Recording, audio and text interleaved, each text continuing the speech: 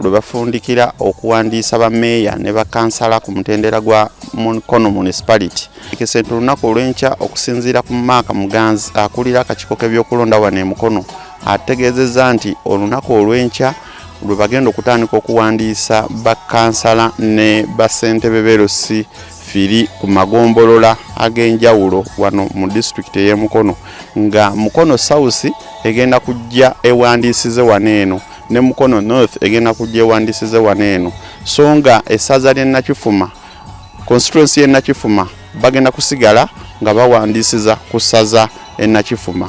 Aba Mukono Central Division bagenda kuba bewandiisiza wano ku Youth Center e Mukono.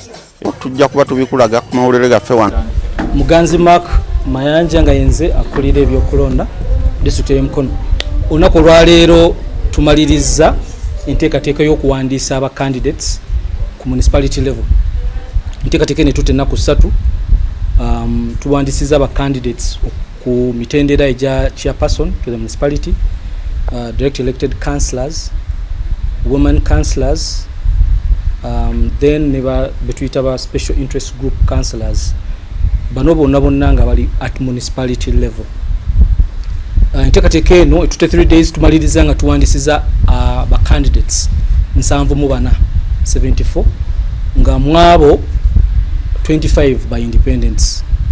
So ekifaananyi ekivuddeyo nti ba party candidates ku municipality level babadde abangi, party candidates babadde abangi. Egenda kutambula bweti nga tumaliriza nominations eza district level ne municipality level. Tugenda ku sub county, town council ne municipal division chairpersons, direct elected councillors, women councillors ne special interest groups. Bonna tugenda kuba nominating for the next 10 days. Ennaku zino zitandika nkya nga 11 September 2025 zigenda kutambulira ddala paka nga 24 September 2025 nga temulimu weekends, so working days betugenda okukola nga tukola ki tunominating aba candidates kweje mitendere gya amagombolola, town councils ne municipal divisions. Now e Mukono tugenda kuba tulina nomination venues 3.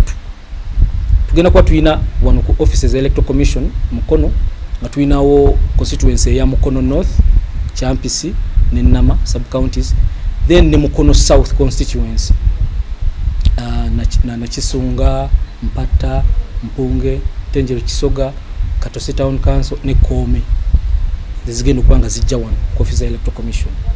Tugenda kuba tulina another nomination venue in Nakifuma ku Ssaza headquarters.